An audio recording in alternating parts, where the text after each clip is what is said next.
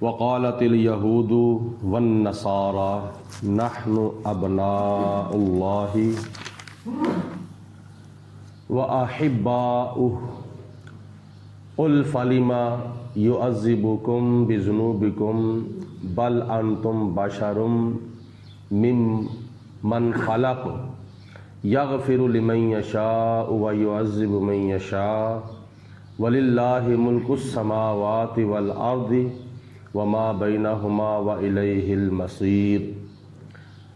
سورۃ مائدہ کی آیت نمبر یہ 18 ہے، جس میں اللہ تعالیٰ نے یہود و نصارہ کا ایک اور عقیدہ کفریہ اور شرکیہ بیان فرمایا ہے۔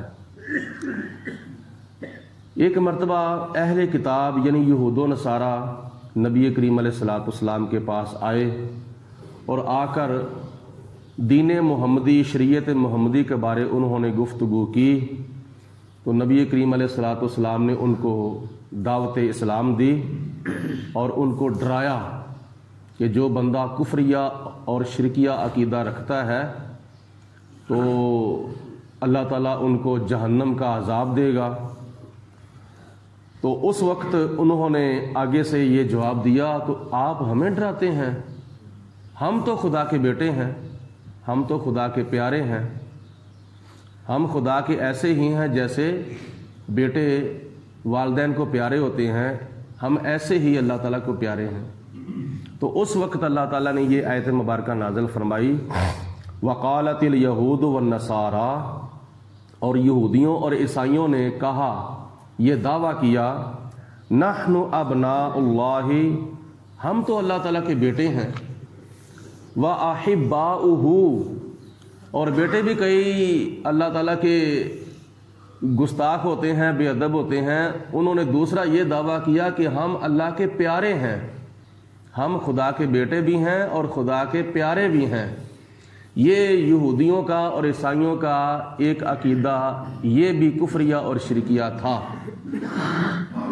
بعض یہودی حضرت موسیٰ علیہ السلام کو خدا کا بیٹا کہتے تھے اور عیسائی حضرت عیسیٰ علیہ السلام کو خدا کا بیٹا کہتے تھے، اور بعض عیسائی وہ تھے جو عیسیٰ علیہ السلام کو خدا کہتے تھے اور حضرت مریم کو بھی خدا کہتے تھے، آج بھی ہیں۔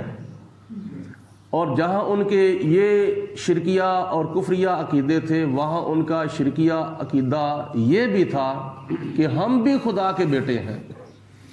اللہ تعالیٰ نے پھر ان کو نبی پاک علیہ الصلوۃ والسلام کے ذریعے سے جواب دیا، قل، اے میرے حبیب علیہ السلام آپ ان کو ارشاد فرما دیں، فَلِمَ يُعَذِّبُكُم بِذُنُوبِكُم، اگر تم خدا کے بیٹے ہو، اگر تم خدا کے پیارے ہو، تو پھر خدا تمہیں تمہارے گناہوں کی وجہ سے تمہیں عذاب کیوں دے گا قیامت کے دن؟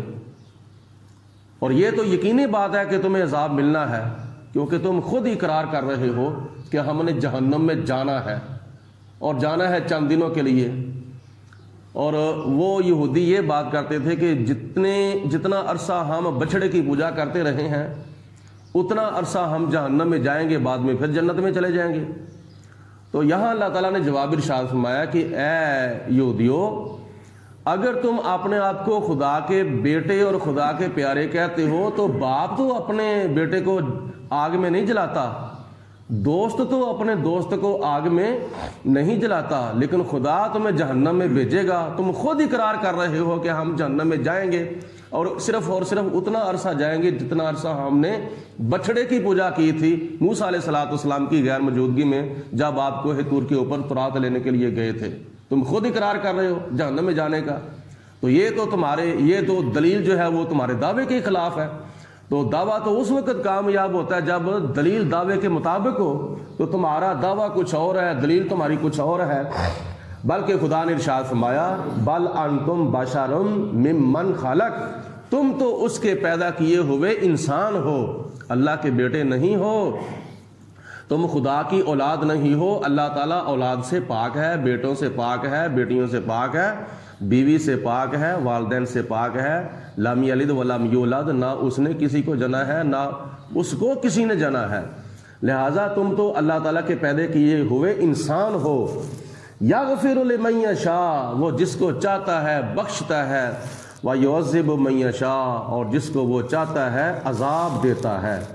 وَلِلَّهِ مُلْكُ السَّمَاوَاتِ وَالْأَرْضِ، اور اللہ تعالیٰ کی ہی ذاتی طور پر بادشاہی ہے آسمانوں کے اندر اور زمین کے اندر، وَمَا بَيْنَهُمَا، اور جو کچھ زمین و آسمان کے درمیان ہے اس پر بھی اللہ تعالیٰ کی بادشاہی ہے۔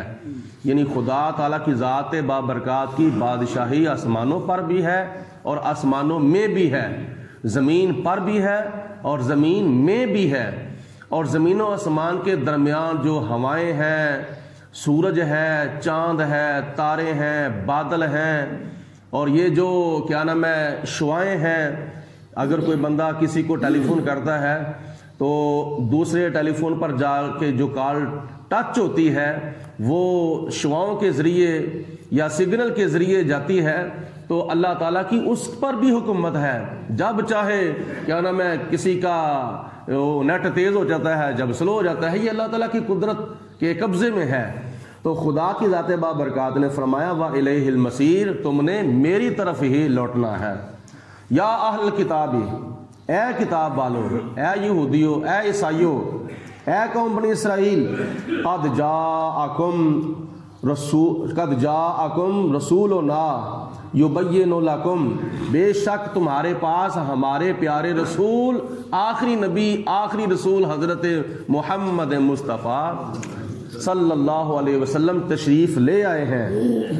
یبین لکم، وہ تمہارے سامنے بیان فرماتے ہیں، علی فترۃ من الرسل، زمانہ فترت کے بعد۔ زمانہ فترت کس کو کہتے ہیں؟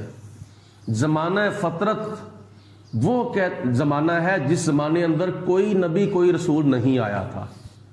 حضرت عیسیٰ علیہ السلام تشریف لائے اور 40 سال کی عمر میں آسمان پر اٹھا لیے گئے۔ اس کے بعد یہ جو عیسوی سن ہے شروع ہو گیا، جس کا آج 2021واں سال جو ہے وہ جا رہا ہے۔ حضرت عیسیٰ علیہ السلام کے آسمان پر اٹھائے جانے کے 569 سال بعد 569 سال بعد نبی کریم علیہ السلام تشریف لائے دنیا کے اندر۔ تقریباً 650 سال کا زمانہ ایسا گزرا ہے جس زمانے کے اندر نہ کوئی رسول آیا تھا نہ کوئی نبی آیا تھا، اور یہ اتنا عرصہ رسولوں کی آمد کا سلسلہ منقطع رہا۔ اس کو کہتے ہیں زمانہ فترت۔ تو اللہ تعالیٰ نے فرمایا کہ الا فترۃ من الرسل، رسولوں کی تشریف آوری کے سلسلہ منقطع ہونے کے بعد میرے پیارے رسول علیہ السلام تمہارے پاس آ گئے، اے کتاب والو، اے یہودیو عیسائیو، ان تقولوا ما جاءنا من بشیر ولا نذیر، کہ تم کہیں یہ نہ کہو کہ ہمارے پاس تو کوئی خوشخبری دینے والا آیا ہی نہیں ہے، ہمیں تو کوئی جہنم کے عذاب سے ڈر سنانے والا آیا ہی نہیں ہے۔